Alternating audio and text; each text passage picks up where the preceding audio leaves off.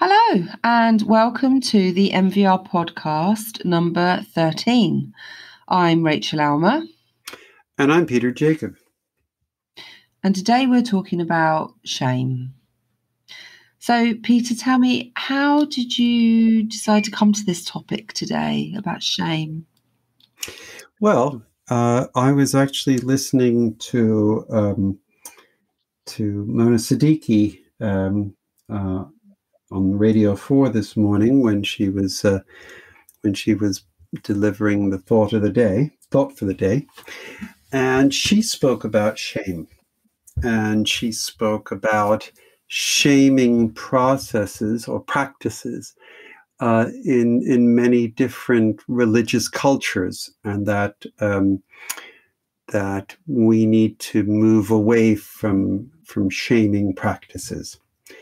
But she also made that very important distinction that shame in and of itself is not necessarily a bad thing, whereas shaming is humiliating. And I've often found that a very important distinction. And shame often comes up in training, and sometimes parents worry about shame. They worry about perhaps they are shaming their child if they have a support network and they tell the supporters about some aggressive or other kinds of harmful or untoward incidents that have taken place. And if the supporters speak with their child or communicate by text or in some other way, that they might be shaming their child. That's really, really common. Yeah.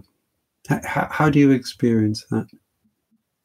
Yeah, absolutely. I've done a number of trainings where there have been certain participants who have felt have quite strong feelings about not utilising the support network in the way that you've just described, for fear of shaming, and sometimes some rigid thinking around that actually, in spite of my best efforts of trying to explain that it isn't shaming the child, the practitioner still feels a lot of resistance of helping the parents create that support network to deliver those messages of concern.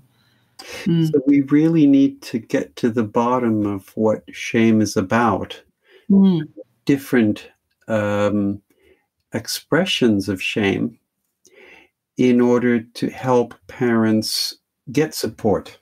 Because if fear of shaming the child gets in the way of generating support, then that fear of shaming the child can isolate parents and it can isolate families.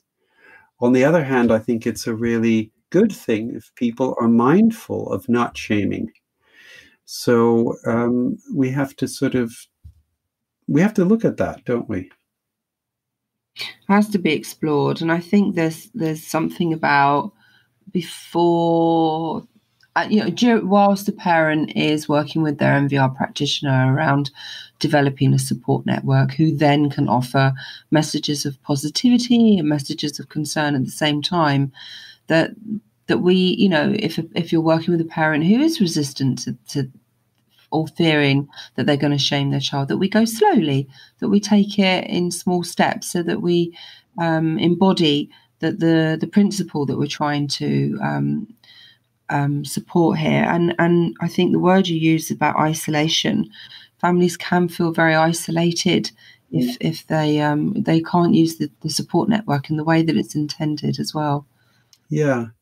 So maybe we need to look at what our parents and what are other professionals' beliefs and expectations around involving supporters. What is that about? And I guess when people have operated within sort of punitive ways of understanding how you need to parent where there are severe difficulties, then they may think initially of the campaign of concern, of supporters speaking with the child on behalf of the parent, they may think of that as an instrument that purposefully is there to shame the child out of their behavior. And of course, that is not helpful. That's counterproductive, and it's actually harmful. I mean, I grew up with shaming. Wait till your aunt hears about what a selfish, unhelpful child you are. I guess that shaming has something to do with creating a narrative of the child as a bad person.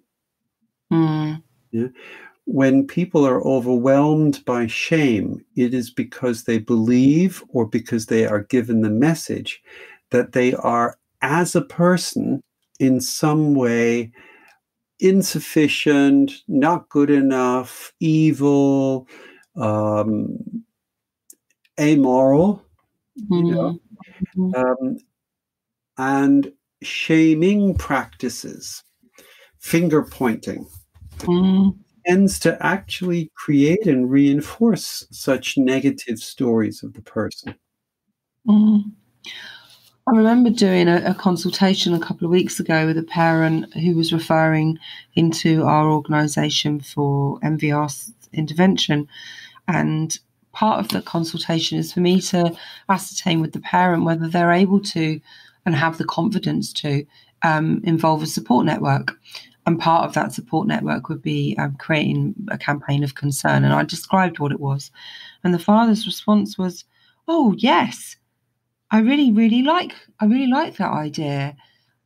That sounds to me that would really help my son take some responsibility for his actions, and that he'll have some ownership about his behaviour and some space to regulate." And I really smiled at that dad's insight that he wanted to give his son an opportunity. From a place of love, he was really connected to his son, but really obviously was very concerned about the harm and the violence. But he really wanted to give his son some space to think about his actions and to have some responsibility for his violence that he presented in the family home and the harm that was placing on the whole family. So it's just really nice to hear from that dad's point of view. So I'm really curious about that. What made him see it as an opportunity for his son to take responsibility rather than an effort at shaming and hurting the boy? I think that came from within, Peter. I think his philosophy and principles and thoughts around raising his child was less of a punitive position. And I think he sounded very connected parent. He sounded very, loving and caring, thinking this intervention out independently. So it was a self-referrer. I think it was an individual position that father held. I think that was his. And you've just used the word concern for his son. And I guess that's why we call it the campaign of concern. Because we would like to nurture that attitude in the parents and in the supporters, that they are acting out of concern for everyone, including a concern for the child or young person themselves who is acting in ways which are harmful. So that's very different from finger pointing. A finger pointing exercise is one that says you are a horrible person. You need to be ashamed of yourself. A position of concern, whilst I will not keep the secret. I won't keep this secret because this is not the kind of thing that we can keep secret. Yet we are concerned. As a matter of fact, we are breaking the silence because we are so concerned. We are so concerned for ourselves, for your sister, And if we kept it private or even secret, we wouldn't be protecting your sister, we wouldn't be protecting ourselves, and we wouldn't be protecting you from what you are doing. Yeah. So that attitude of concern, I think, is very, and concern for everyone involved. You know, that technically in family therapy language, we speak of multidirectional partiality, being partial with everyone involved, you know, not just with the one or the other side. That creates a very different atmosphere, I think, and it's a very different relationship that is nurtured with that. I was sort of reminded as you were speaking about this father, something came up in my mind when many years ago I was walking down the street in Canterbury and I witnessed an incident of domestic violence.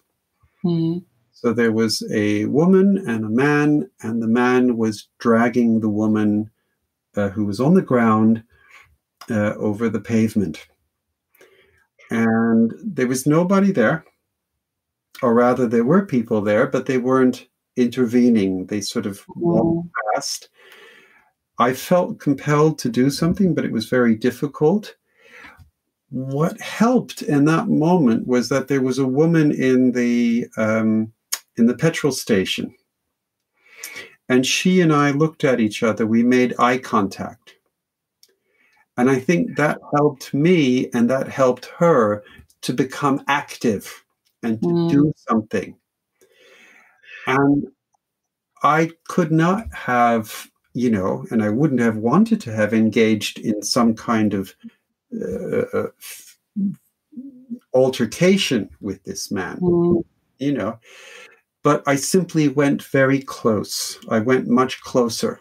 I did stay out of arm's reach because I didn't want to end up with a broken jaw or something, but I just went up there where he was dragging this woman, and the petrol station attendant came out as well,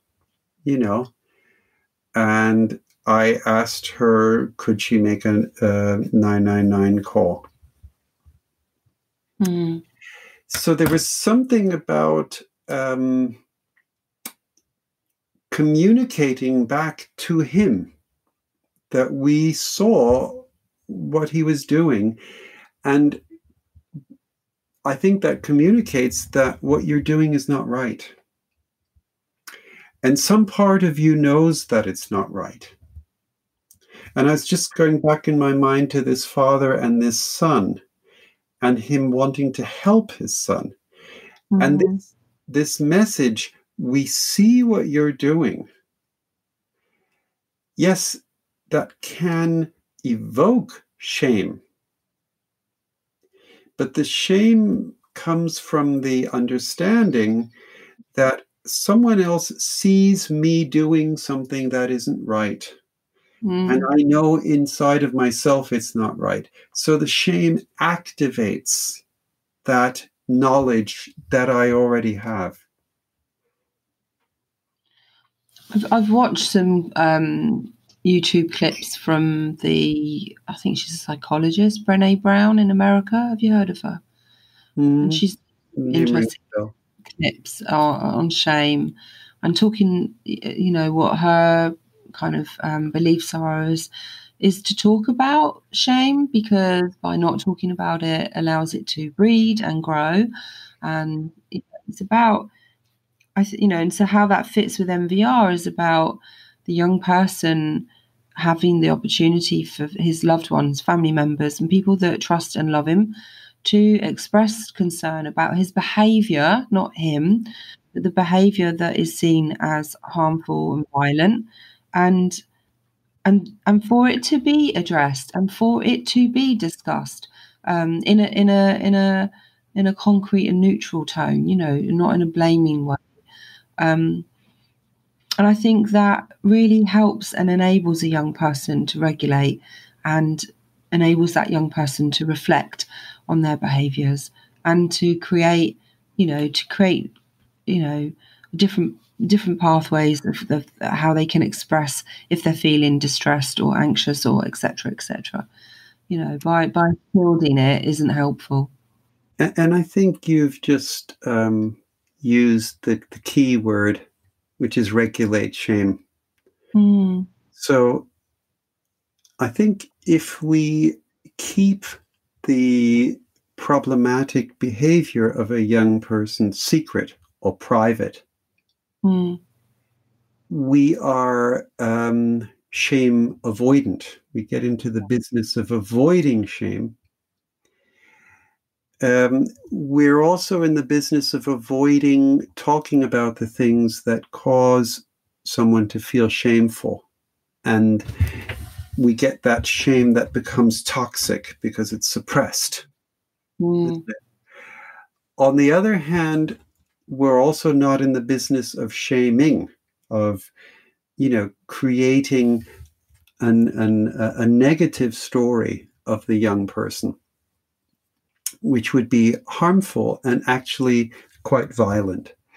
But we're in the business of dealing with these difficult issues in such a way that the child or young person can regulate the shame that emerges from their actions. And shame regulation, when the ability to regulate shame grows, then that's a really constructive thing. And I was just thinking of what's the difference between what happens in relationships when someone can regulate their shame to when they're being shamed. And I think when they're being shamed, the shame excludes them. They are being excluded from the community. They feel they do not belong. They feel like they're outcasts, pariahs. Whereas when they regulate the shame, and we help them regulate their own shame by being inclusive. You belong to us. And in this community, we don't hit each other. We don't smash windows with rocks. We don't destroy things in this community. And because you belong to us, we're telling you that it's important that you stop doing this and that you deal with the anger that you feel in some other way. That's really interesting, that exclusion, that way you described that. I did some online training this week for a local authority, and we did some role plays in our remote positions of using Zoom. And the role play, I was with 4 other of the participants, and we did a role play, a mock setup of an adult role playing a child with a mother and a father, so to speak, and then we had someone just observing. We did a sit-in, and for those of you that are listening to the podcast will be very familiar with sit-ins. It was utilising closeness and time and sitting with a child to express your concern about a violent behaviour. So we role played the sit-in, and at the end of the sit-in, we ended the role play, and the man who was role playing the child said that the uncle who was sitting outside in the hallway, so to speak, didn't come in at the end of the role play, and he just sort of had left. And the man said that as a child, I think my uncle being outside and not coming in, it felt very shaming, and it felt I was very excluded from my relationship with him, and I felt quite angry at my uncle. So we spent a lot of time reflecting on, what I forgot to prepare them for was the uncle coming in to offer a reconciliation gesture, and then we talked about what it would have looked like in that moment, in that role play, if the uncle had come into the room and just sat down on the chair and looked at the child and said, "We're still up for football on Friday. I'm looking forward to coming round. I'll pick you up at 6. Come down for a cup of tea," and leave the room. And the man role playing the child said, "God, that would have felt so much nicer for my uncle to have said that after a sit-in. If he'd come into the room, I would have felt included, and I would have still felt part of his world." And again, I think that's just small act. Mm. And if we look at that in a general sense, what that means is the reconciliation gestures that help the young person regulate shame are ones that emphasize their belonging. Yeah. They are inclusive. And it's very, very important. And it doesn't matter whether the kid comes along to play football or not. It's the offer of doing that. It's the uncle popping his head into the room at the end of the sit-in and saying, "Hey, mate, that is what matters." And that is a powerful gesture that helps with regulating, because it helps the young person to feel included, whilst at the same time, we're not skirting the issue. We're not skirting the difficult issue. It's a both and. It's not an either or. Yeah. Yeah. I was thinking of another thing, because, of course, young people often, when they are either troubling in their behavior or feeling troubled, don't want others to be involved. And they will demand secrecy. And I've been working with a family recently with a teenage boy who has experienced some trauma in his past and who has, harmed himself recently in a crisis, and who has been speaking about, suicidal thoughts and wishes. And of course, people are very concerned around him. And when he demanded that, no one shares what he's going through, he was creating a wall of secrecy around himself. He was cutting himself out or off from the very, very help that he needed. So whilst he wants there to be silence, what he needs is for the adults to break that silence, because when you're having suicidal thinking, you also cut yourself off from other people in your own mind. You get this sort of tunnel vision. And we need to use presence, and presence being the key ingredient of NVR. We need to use presence to counteract that tunnel vision. So instead of doing what he wanted, which was his parents not telling anybody, we shifted to bringing in supporters. But like most young people, he also wants to keep his face, and his mum was initially sharing things about how awful he felt. And he then found out that she was sharing these things, and he hated that. He got very angry at her. And I think the anger was a result of feeling ashamed, because it's hard for a teenager to be made to feel vulnerable in front of a number of people.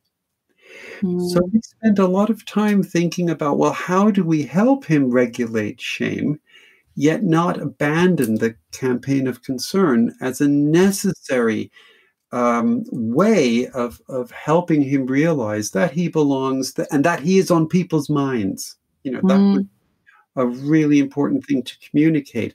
So we constructed or reconstructed the campaign of concern as an exclusively positive one. Any indication of thriving, any indication of recovering from the crisis prompted his parents to ask supporters to feed back to him. And the support network is growing into a lovely community, and they're thinking of subtle ways of doing that. So, for example, when he hugged a horse, some people started talking about his love of animals, and someone sent him some interesting links to look at. So they didn't talk about him being suicidal necessarily. They didn't talk about him having cut himself or anything. They showed him that they were aware of instances of recovery and reinforced those simply by being attentive to those and letting him know that they knew, and he knows that they know that there's another side to it because he's recovering. But just this link to an interesting animal program or a charity or something of that nature is so valuable. And he has told his mum that he's really appreciating those messages. Oh. So I just think that's such a lovely example of a real community spirit in the supporter network and an inclusiveness of, towards the young person. I think as we've come to an end of the podcast, I think some of the things that struck me in this discussion is the feeling of being excluded when you are being shamed, but the feelings of being included when the parents are considerate about their messages to the child, and how being excluded can feel really painful and make a child feel even more vulnerable. But that inclusivity around, if a parent engineers that positivity and that constant love, that reconciling with and meeting the need of the child, I think that shifts and enables change in the relationship to really progress. Yeah, just not a nice place to be excluded. Yeah, and I think inclusion is one of the keys. And not having a negative narrative of the person or the child when we break the silence is another key to shame regulation, I think, that we've looked at today. And I would think a sensitivity to the child and being mindful of that in how we plan what we're actually going to do, whilst at the same time talking about what we have to talk about, not skirting difficult issues. Yeah. Hard, but doable. Yeah. Good. Well, that's us today. Sorry. Sorry, we talked over each other for the first time. That's us for the day. I think we haven't had a fortnightly podcast due to other work commitments, but I think we're scheduled to become a little bit more regular now. Things have settled down, so there'll be another one in a fortnight. Please feel free to, any listeners, feel free to email on our info@partnershipprojectsuk.com should you wish for Peter and I to talk about any other topics that might be of interest. Otherwise, take care and goodbye from me. And goodbye from me, and have a good day.